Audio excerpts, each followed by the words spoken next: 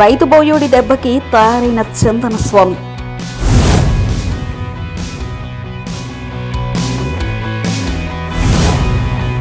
సింహాచల దేవస్థాన రహస్యం.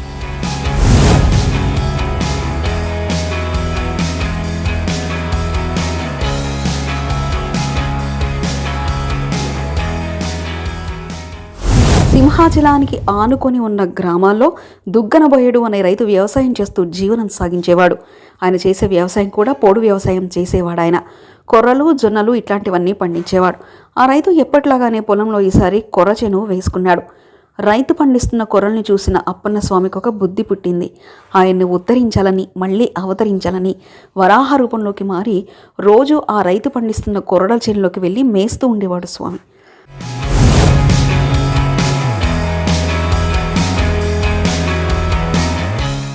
పాపం ఆ రైతు నేను కష్టపడి పంట పండిస్తుంటే ఎవరిలా పంటను పాడు చేసుకున్నారని బాధపడేవాడు. రోజు ఇలానే పంటను పాడు చేస్తుంటే భరించలేకపోయాడు. ఇలా దుగ్గనబోయేడు చాలా రోజులు చూశాడు. ఓ రోజు వరాహం వచ్చి తన పంట చేనులోకి వెళ్ళి తినిపోవడం చూశాడు. అయితే అప్పన్న స్వామి మాత్రం అటవీ పంది రూపంలో పంట చేను మేసి వెళ్ళిపోయేవాడు. అది గమనించిన రైతు ఆ అటవీ పందిని ఎలా అయినా కొట్టాలనుకున్నాడు. రైతు మరుసటి రోజు మాటు వేసి ఎప్పుడు ఆ అటవీ పంది వస్తుందా అని ఎదురు చూస్తున్న సమయంలో ఆ వరాహ రూపంలో ఉన్న స్వామి ఆ రైతు చేనులోకి వెళ్ళి తినడం మొదలుపెట్టాడు.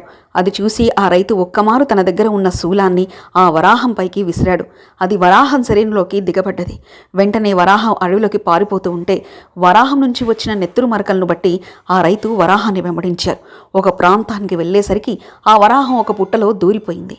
అప్పుడు అనుమానం వచ్చిన బోయవాడికి వరాహం బురదలో దూరాలి తప్ప పుట్టలోకి ఎందుకు దూరింది అని ఆలోచించాడు. వెంటనే ఆ పుట్ట దగ్గరికి వెళ్ళి చూశాడు. ఆ వరాహం తీవ్ర రక్తస్రావంతో సొమ్మసిల్లి పడిపోయి ఉంది. ఎంతైనా మానవ జన్మ కదా. బోయవాడికి ఆ వరాహ దీనస్థితి చూసి జాలి వేసింది. వెంటనే అక్కడున్న గంధం చెట్టు బెరడు విడిచి గంధం నూరుతూ ఆ గంధంలో కస్తూరి, పసుపు కలిపి మరీ ఆ గంధాన్ని గాయపడిన వరాహానికి పట్టు వేశాడు. ఆ గంధం చెలువకు వరాహం మూర్ఛ నుండి తేరుకుంది. లేచిన వరాహం విగ్రహంలా మారిపోవడంతో ఆశ్చర్యపోయాడు. రైతు పుట్టలోని ఉన్నది భగవంతుడిని.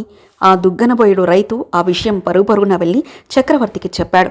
ఆయన వెంటనే పుట్ట దగ్గరికి వచ్చి పుట్టను తొలగింపచేసి స్తోత్ర నమస్కారాలు చేశాడు.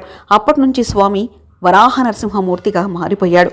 ఇంతకీ ఈ దుగ్గనబోయేడు ఎవరు అంటే అతడు పూర్వజన్మలో వాలి.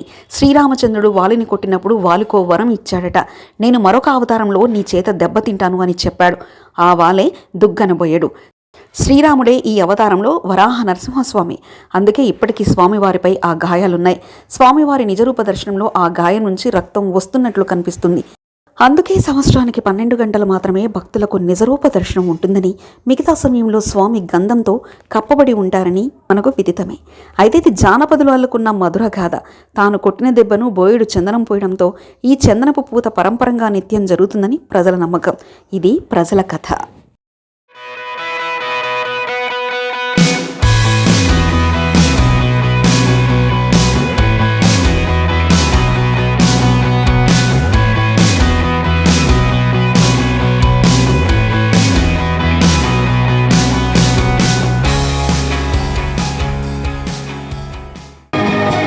మరిన్ని కథనాల కోసం సబ్స్క్రైబ్ చేసుకోండి మీ అక్షర శిల్పం.